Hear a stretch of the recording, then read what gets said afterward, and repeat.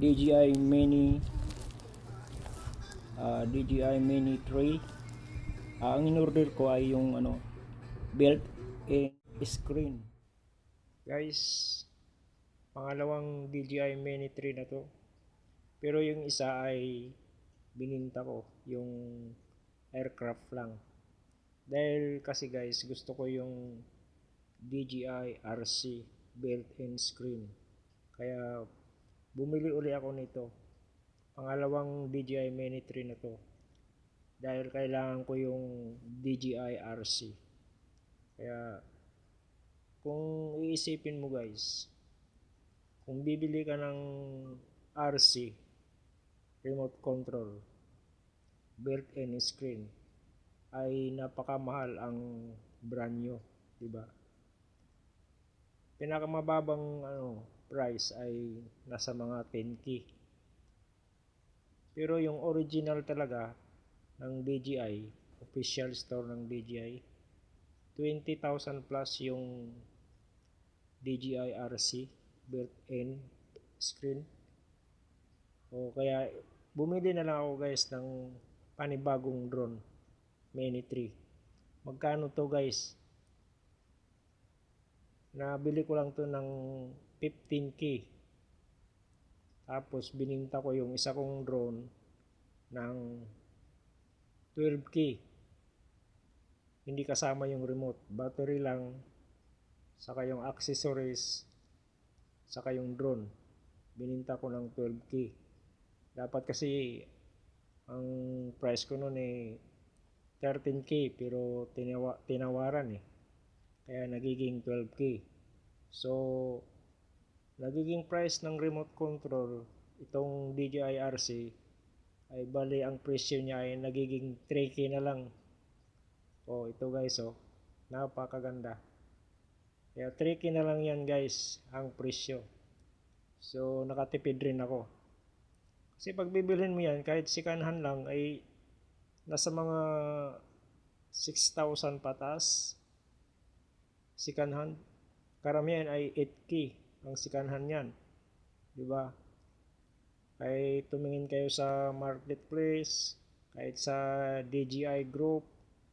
Oh. So, idea ko, bumili ako ng bago. Tapos ibibinta ko rin yung aircraft kasama na yung mga accessories. Tapos itong DJI RC ay gagamitin ko. So ayan, nakatipid ako, bali 3k lang yan guys. Ang nagustuhan ko kasi guys nitong DJI RC ay hindi ka na ba magkakabit ng cellphone. Tapos yung cellphone may mga tunog habang nagre-record ka ng video. May tumutunog na mga notification, lalo na yung Shopee. Bigla na lang Shopee! Bigla na lang tutunog ng ganun. Tapos nasama sa record ng video. Tapos pag may nagchat-chat, kasi naka-online ka niyan eh. Naka-on yung wifi mo niyan eh. Hindi ka maabala. Kasi walang magtatawag, walang magchat-chat.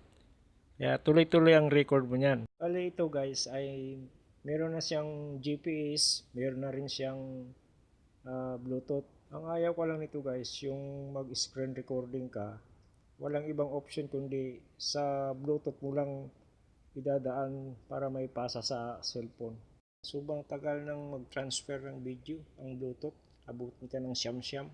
At isa pa guys, para ma-record yung boses mo dito sa DJI RC, kailangan mo pa ng DJI mic para may record yung boses mo. Meron akong Bluetooth mic guys. TNW ang brand.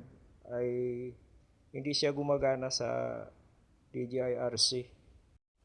Okay guys, gamitin na natin to. Subukan natin kung gaano kaganda gamitin to kay Mini 3. DJI RC remote control, built-in touchscreen. Subukan natin gamitin kay Mini 3 kung lalayo pa ba siya ng 1,000 meters. Kasi ang dati kong ginagamit ito, RNC1. Ito guys, RNC1. Pero sa palagay ko mas maano to eh. Sa palagay ko mas malakas ang signal nito kasi meron siyang antena. Itong dito, kulay ito. Ito naman kasi may antena rin naman to. Kaso nandito sa loob ng remote control. Ayan yung may kabilang pagitan ng butas.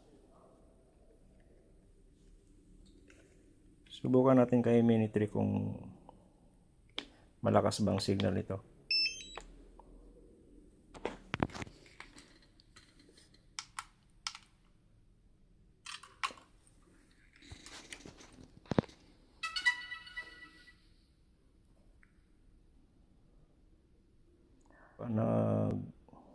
Screen recording, di ko makita yung ano niya, kung yung record niya kung saan siya hahanapin bago i-save sa cellphone. Hindi ko makita. Tapos pag nag-ano ka nito na voice recording, wala din. Kailangan gamitan mo siya ng ano, Bluetooth mic. Tapos hindi basta-bastang mic lang, namimili pa ng mga mamahaling mic. Kaya ano lang to. Kaya wala siyang mic ngayon. Bali ano na lang to, ba voice over na lang ang gagamitin ko. Ito guys. Connect natin si Mini3.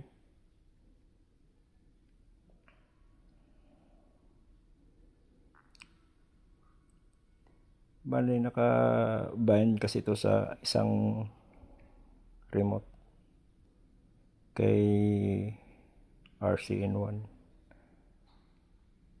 charging aircraft. Unable to connect. Pair. Press hold the power button of the underside of the aircraft. 1, 2, 3, 4. Yan, tumunog na.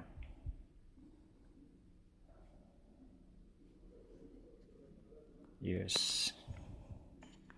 Change bound device. Bali mag-switch tayo ng ibang account.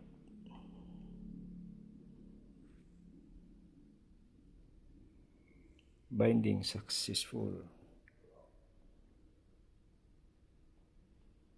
Ito na gamitin natin 4K 30 space.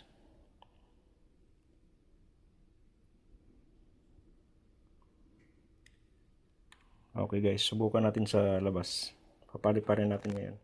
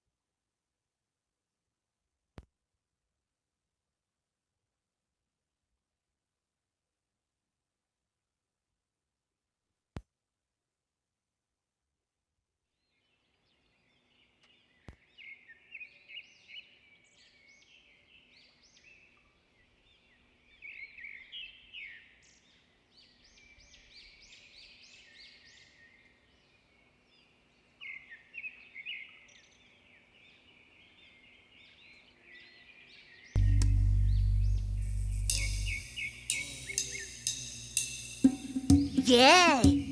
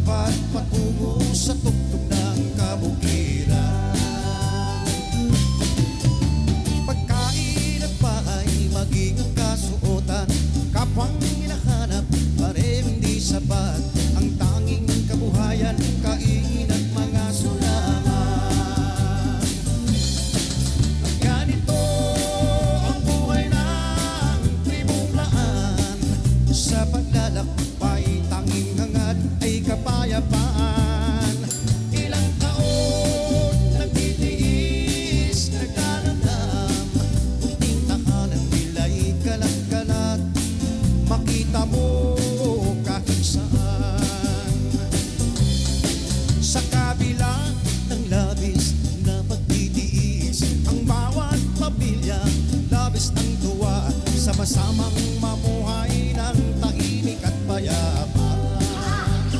Walang legi at liman na naglaan tinungan, lapan di malibong tanak tinungan, sige milihan doon talaga rin kami gundo. Hey, dali!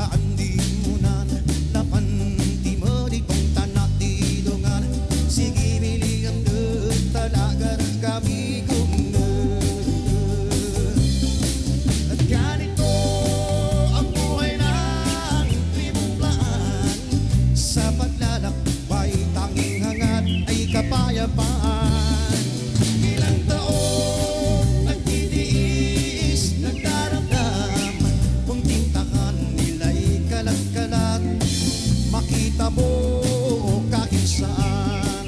Kung tintakan nila'y kalat-kalat, makita mo kahit saan.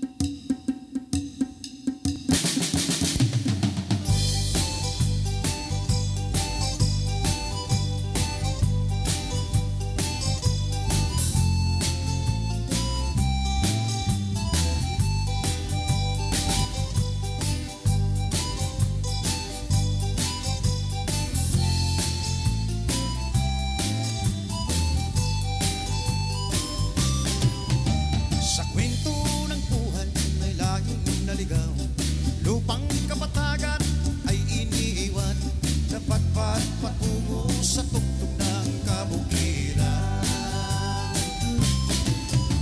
Pagkain at bahay, maging ang kasuotan, kapwang hinahanap, pareho hindi sapat. Ang tanging kabuhayan, kain at mga sulaman. Ganito ang buhay ng tribong Laan, sa paglalakbay, tanging hangad ay kapayapaan. Ilang taon nagtitiis, nagdaramdam, kunting tahanan nila'y kalat-kalat, makita mo kahit saan. Sa kabila ng labis na pagtitiis, ang bawat pamilya labis ang tuwa, sama-samang